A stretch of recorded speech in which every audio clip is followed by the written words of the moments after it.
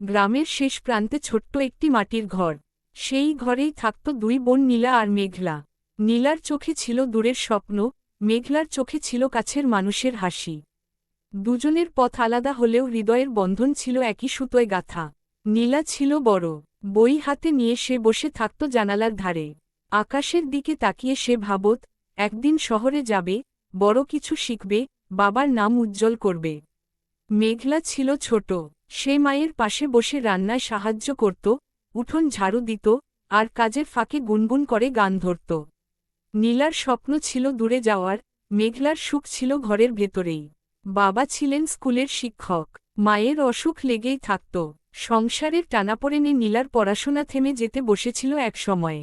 সেদিন রাতে নীলা চুপ করে বসেছিল। মেঘলা তার পাশে এসে হাত ধরল। কিছু বলল না, শুধু শক্ত করে ধরল। নীলার চোখে জল এসে গেল।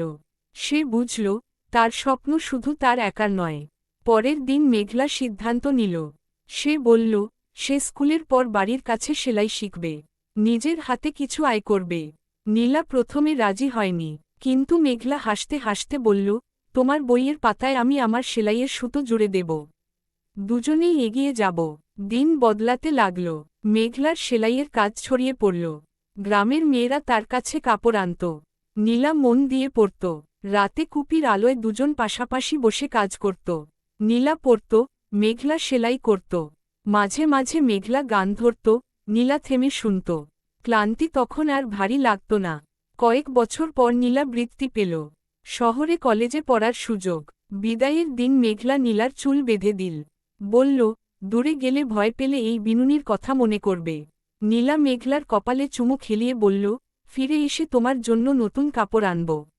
শহরে নীলার দিনগুলো সহজ ছিল না, কিন্তু প্রতিটি পরীক্ষার আগে সে মেঘলার কথা ভাবত। গ্রামে মেঘলা একাই সংসার সামলাত। মায়ের ওষুধ, বাবার চিন্তা সব সে আগলে রাখত। চিঠিতে সে শুধু ভালো থাকার কথা লিখত, নিজের কষ্ট লুকিয়ে রাখত। শেষ পর্যন্ত নীলা পাশ করল, শিক্ষক হল, গ্রামে ফিরে এল নতুন আলো নিয়ে। সেদিন উঠোন ভরে গেল মানুষের ভিড়ে। মেঘলা দূরে দাঁড়িয়ে দেখছিল। নীলা তাকে টেনে কাছে আনল। বলল, আজকের দিনটা আমাদের দুজনের। রাতে চাঁদের আলোয় দুই বোন উঠোনে বসেছিল। নীলা বলল, আমার আকাশে উড়তে পারা তোমার মাটির শক্তির জন্যই। মেঘলা হেসে বলল, আমার ঘরটা বড় হলো তোমার স্বপ্নে।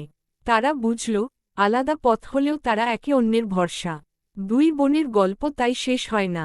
প্রতিদিনের ছোট ছোট ভালোবাসায় সে গল্প চলতেই থাকে।